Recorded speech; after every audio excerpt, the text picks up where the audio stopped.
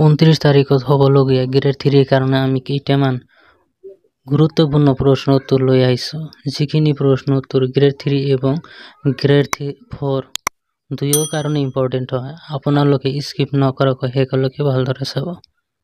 ধন্যবাদ।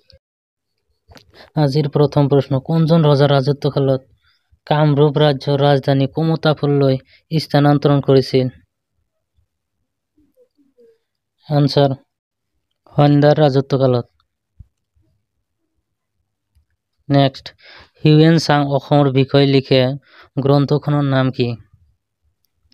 আনসাৰ, চিউকি। 640 খ্ৰীষ্টাব্দত হিউয়েন চাং অসমলৈ আহিছিল।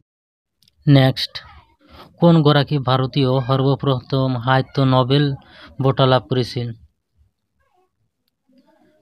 আনসাৰ, ৰবীন্দ্ৰনাথ ঠাকুৰ সৰ্বপ্ৰথম সাহিত্য নোবেল বঁটা লাভ কৰিছিল আৰু গীতাঞ্জলি কবিতা পুথিখনৰ বাবে তেওঁ নোবেল বঁটা পাইছিল। নেক্সট, মানাহ ৰাষ্ট্ৰীয় উদ্যান কোনখন জিলাত অৱস্থিত? মানাহ ৰাষ্ট্ৰীয় উদ্যান চিৰাং আৰু বাক্সা জিলাত অৱস্থিত। মানাহ ৰাষ্ট্ৰীয় উদ্যানখনৰ কিলোমিটাৰ হ'ল 500 বৰ্গ কিলোমিটাৰ। মানাহ ৰাষ্ট্ৰীয় উদ্যানখন 1990 চনত ৰাষ্ট্ৰীয় উদ্যান হিচাপে স্বীকৃতি লাভ কৰে। নেক্সট, ডিব্ৰু-ছৈখোৱা ৰাষ্ট্ৰীয় উদ্যান কোনখন জিলাত অৱস্থিত? এনসাৰ, ডিব্ৰুগড় আৰু তিনিচুকীয়া জিলাত অৱস্থিত।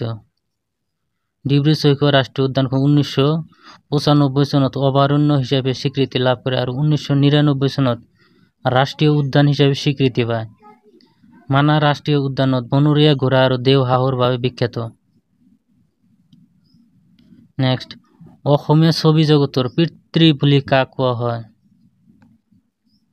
এনসাৰ, জ্যোতিপ্ৰসাদ আগৰৱালাক অসমীয়া ছবি জগতৰ পিতৃ বুলি কোৱা হয়। পৰৱৰ্তী প্ৰশ্ন, ৰাষ্ট্ৰপতি পুৰস্কাৰ লাভ কৰা প্ৰথম অসমীয়া চলচ্চিত্ৰখনৰ নাম কি?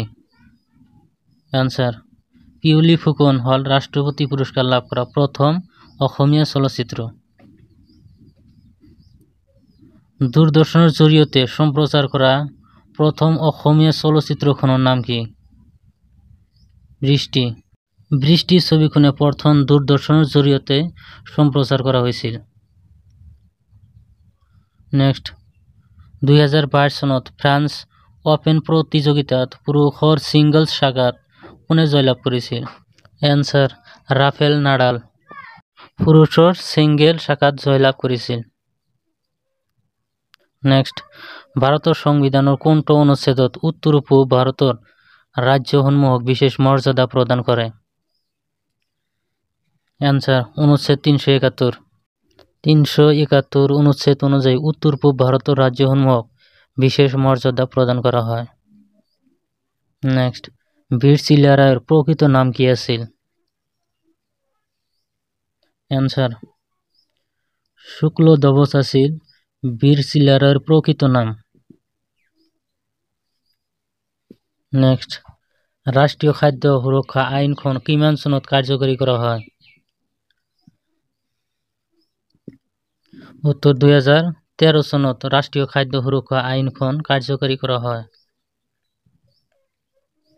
নেক্সট, ভাৰতত দ্য ইণ্ডিপেণ্ডেণ্ট লেবাৰ পাৰ্টিৰ প্ৰতিষ্ঠাপক কোন আছিল? Doctor BR. আম্বেদকাৰ আছিল ইণ্ডিপেণ্ডেণ্ট লেবাৰ পাৰ্টিৰ প্ৰতিষ্ঠাতা। কোনজন ৰজাই যোৰহাটক আহোম ৰাজ্যৰ ৰাজধানী হিচাপে স্বীকৃতি দিছিল? স্বৰ্গদেউ গৌৰীনাথ সিংহই যোৰহাটক আহোম ৰাজ্যৰ ৰাজধানী হিচাপে স্বীকৃতি দিছিল। কোনগৰাকী সম্ৰাটে ভাৰতৰ গ্ৰেণ্ড ট্ৰাংক ৰোড নিৰ্মাণ কৰাইছিল? উত্তৰ, শ্বেৰ শাহ ছুৰী ভাৰতৰ গ্ৰেণ্ড ট্ৰাংক ৰোড নিৰ্মাণ কৰাইছিল। ভাৰতবৰ্ষত মোগল সাম্ৰাজ্যৰ প্ৰতিষ্ঠাতা কোন আছিল?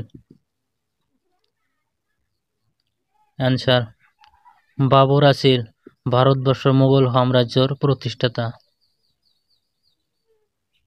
নেক্সট, কোন ঠাইত ভাৰতে প্ৰথমটো পাৰমাণৱিক আহিলাৰ পৰীক্ষণ কৰিছিল? পোখৰাণ।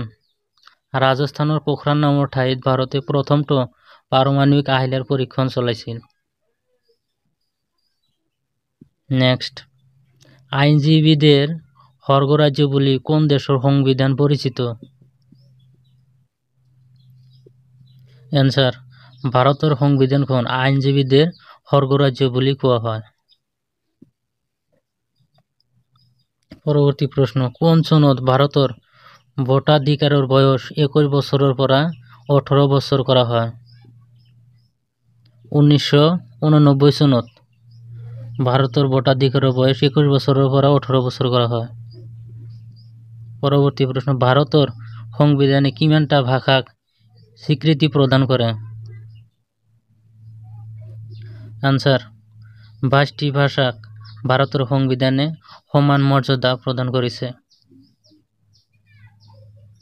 পৃথিৱীৰ কোন ব্যক্তি সৰ্বপ্ৰথম চাঁদে পা ৰাখেন?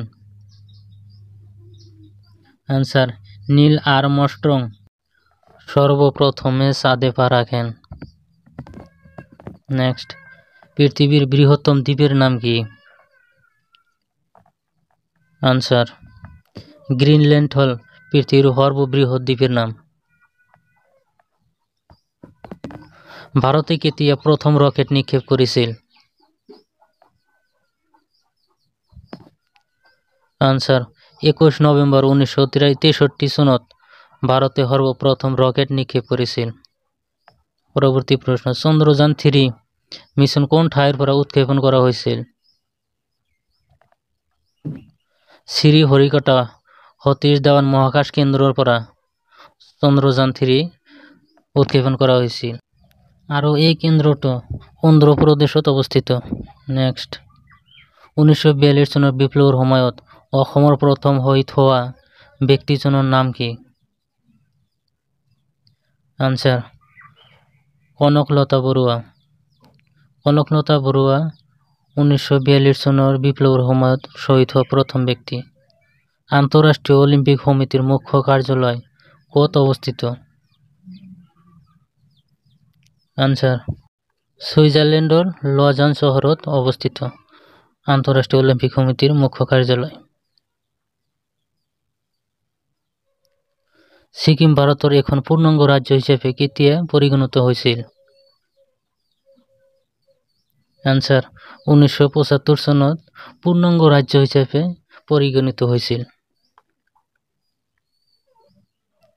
কোন গৰাকী ব্যক্তি ভাৰতীয় শিক্ষা ব্যৱস্থাৰ সংস্কাৰ সাধনৰ বাবে জনাজাত? লৰ্ড মেকল। এইখিনিতে ক'ব বিচাৰিছো, বিভিন্ন দেশৰ ৰাজধানী আৰু মুদ্ৰাৰ বিষয়ে জানিবলৈ ডিছক্ৰিপশ্যনত গৈ লিংকত ক্লিক কৰি 100+ দেশৰ ৰাজধানী আৰু মুদ্ৰাৰ বিষয়ে ভিডিঅ'টো চাব। অসমত প্ৰথমখন আন্তঃৰাষ্ট্ৰীয় ক্ৰিকেট খেল কেতিয়া অনুষ্ঠিত হৈছিল? 1983 চনত অসমত প্ৰথম আন্তঃৰাষ্ট্ৰীয় ক্ৰিকেট খেল অনুষ্ঠিত হৈছিল। লেডী ৰতন টাটা খেলখন কোন খেলৰ লগত জড়িত? আনসাৰ, হকি খেলৰ লগত জড়িত লেডী ৰতন টাটা খেলখন। এনেধৰণৰ ভিডিঅ'বিলাক চাবলৈ আমাৰ চেনেলটো লাইক, কমেণ্ট এণ্ড ছাবস্ক্ৰাইব কৰি লগতে থাকিব আৰু সহায় সহযোগিতা কৰিব। ধন্যবাদ।